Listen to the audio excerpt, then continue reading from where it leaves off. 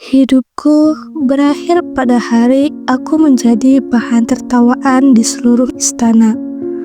Aku Huang Ling, selir rendahan tanpa kekuasaan, dituduh meracuni permaisuri. Pangeran Bai Chen, pria yang kucintai dengan seluruh hidupku, menatapku seolah aku adalah sampah yang paling menjijikan. Selir hina seperti kau pantas mati. Kata-katanya menikam lebih dalam daripada cambuk yang merobek kulitku. Saat tubuhku dilemparkan ke penjara bawah tanah, aku berjanji, jika aku diberi kesempatan hidup lagi, aku akan membuat semua orang yang menertawakanku berlutut. Tapi takdir seolah mendengar sumpahnya. Tepat di napas terakhirku, waktu mundur seperti lembaran buku yang dibalik paksa. Aku terbangun di kamar kecil milik selir rendahan. Tubuhku masih sama hidup, tapi hatiku telah mati pada cinta. Ini adalah tahun pertama aku masuk istana sebelum segalanya hancur. Aku tersenyum pahit. Kesempatan kedua? Baik, aku akan gunakan untuk membalas semuanya, termasuk kau, Bai Chen. Aku yang dulu naif dan penuh harapan, kini menjadi serigala dalam kulit domba. Aku menjaga jarak dari Bai Chen, pria yang dulu kukejar dengan cinta bodoh. Setiap senyum manis yang pernah kuberikan, kini berubah menjadi kepalsuan yang mematikan. Aku menatap cermin, menegaskan tekadku. Kali ini, aku yang akan memainkan permainan kejam istana. Di semua jamuan kecil, Bai Chen berjalan mendekat. Dulu, aku akan gugup dan menunduk. Kini, aku menatap lurus ke arahnya tanpa rasa takut. Selir baru? Siapa namamu? Tanyanya dengan nada acuh. Aku tersenyum sopan.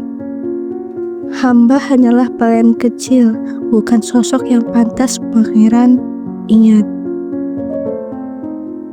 Dia terdiam sebentar, seolah melihat sisi baru yang tak pernah ia kenal. Tapi aku berbalik, meninggalkannya tanpa memberi kesempatan untuk bertanya lagi. Hari-hari berlalu, dan aku mulai mempengaruhi alur kekuasaan dari balik layar. Aku mengumpulkan informasi, memanfaatkan kelemahan para selir yang dulu meremehkanku. Tanpa mereka sadari, aku sedang menyiapkan perang senyap yang akan mengubah masa depan istana. Tirai merah yang indah itu akan menjadi kain kapan bagi orang-orang yang menghancurkanku di kehidupan lalu. Namun, Bai Chen tampak semakin memperhatikanku. Ia sering datang tanpa alasan, menanyakan hal kecil yang tidak penting. Kau berbeda dari yang lain. Aku tersenyum tipis. Yang mulia, terlalu baik. Saya hanya mencoba bertahan hidup. Ia menganggapku bunga rapuh yang layak dilindungi. Lucu. Ia bahkan tak sadar, akulah badai yang akan meruntuhkan tahtanya suatu hari nanti. Suatu malam, aku menemukan Bai Chen berdiri sendirian di taman istana, menatap bulan dengan gelisah.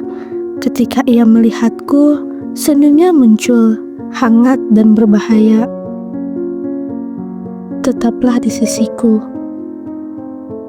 Kata-kata yang dulu akan membuatku terbang bahagia, kini hanya membuat dadaku perih. Aku menjawab dingin.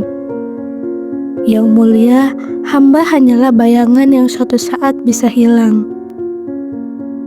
Aku melangkah pergi tanpa menoleh, sementara langkahnya terdengar mengikuti dari jauh. Kesempatan balas dendam pertamaku datang ketika Selir Lang, perempuan yang menjebakku di masa lalu, mencoba memalukanku di hadapan selir lain. Namun aku sudah siap. Dengan bukti dan kata-kata tajam, aku membalikkan keadaan. Seluruh istana kini memandang Selir Lang dengan curiga. sementara aku menjadi bintang baru dalam sekejap. Bai Chen melihat semuanya, dan kini matanya ada kekaguman yang tak ia sembunyikan lagi. Ia mulai mencariku setiap malam, menawarkan perlindungan.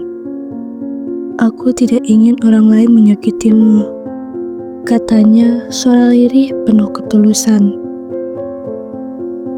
Aku terpaku. Di kehidupan lalu, aku mati karena mencintainya. Dan di kehidupan ini, aku takut karena ia mulai mencintaiku. "Jangan beri aku kesempatan," bisikku dalam hati. Aku tak boleh tergoda. Aku selalu menjaga jarak, tapi semakin aku menjauh, semakin ia mendekat. Ia bahkan menolak seli-seli lain demi memusatkan perhatian padaku. Istana mulai membenci keberadaanku. Ancaman datang dari berbagai arah. Racun dalam teh, jarum dalam pakaian, dan fitnah dalam setiap sudut. Tapi aku selalu melangkah lebih maju. Aku telah mati sekali.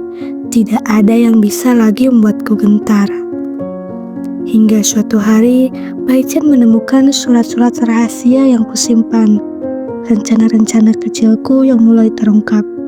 Ia menatapku tajam. "Ling, kenapa kau melakukan ini?" Aku terdiam. Bagaimana aku menjelaskan bahwa di kehidupan lain, ialah yang menghancurkan semua yang kucintai. Bibirku bergetar, tapi tak ada kata yang keluar. Ia meraih tanganku, lembut namun kokoh. "Kau tidak percaya padaku sama sekali?" Malam itu, ia membawaku ke tempat rahasia, sebuah ruangan penuh catatan perang, bukti pengkhianatan permaisuri yang sebenarnya. Aku sedang menyelidiki pengkhianatan ini dari lama. Aku ingin melindungi istana dan melindungimu. Dunia seolah berhenti berputar, jadi ia bukan musuhku. Seluruh dendamku mendadak terasa seperti pisau yang kutanamkan pada diriku sendiri. Aku mulai melihat sosok yang berbeda. Bai Chen yang rapuh, kesepian dan memikul beban besar sendirian. Ia menatapku dengan tatapan yang membuatku sulit bernapas. "Aku tidak tahu apa yang membuatmu berubah, Ling. Tapi aku bersyukur karena kini aku mengenalmu lagi." Kata-kata yang menusuk tempat paling lembut di hatiku, tempat yang coba kubunuh sejak aku terbangun lagi. Cinta terlarang tumbuh di tengah kebencian yang seharusnya menguasai diriku. Aku mulai takut, bukan pada intik istana, tapi pada perasaanku sendiri.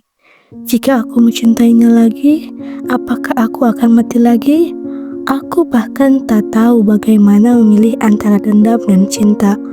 Dua jalan itu sama-sama mengarah pada luka. Namun takdir terlalu kejam pada kami. Malam penobatan, permaisuri melancarkan kudeta terakhirnya. Pedang dan api memenuhi balairung. Bai Chen melindungiku tanpa ragu, mengangkat pedang melawan semua orang yang mengincarku. Aku tidak akan kehilanganmu lagi. Aku tak bisa menahan air mata. Ia siap mati demi aku, sementara aku datang untuk menjatuhkannya. Ketika pertarungan berakhir, darah memenuhi lantai istana. Bai Chen berlutut dengan luka parah di dadanya. Aku memeluknya erat. "Mengapa kau begitu bodoh?" Isaku tersenyum. Ia tersenyum lemah. "Jika mencintaimu adalah kebodohan, maka aku ingin menjadi bodoh selamanya." Tangannya menggenggam tanganku erat, seolah takut aku menghilang. Aku menangis dan berkata, "Aku datang untuk membalas dendam, untuk menghancurkanmu." Ia mengangguk pelan. "Aku tahu." Jawabnya berbuatku tertekun. "Aku tidak peduli alasan kau kembali padaku, walau dalam bentuk kebencian. Air mataku jatuh di wajahnya. Cinta yang kubunuh justru hidup kembali paling kuat di detik terakhirnya. Aku mencintaimu, Bai Chen. Ucapku terakhir.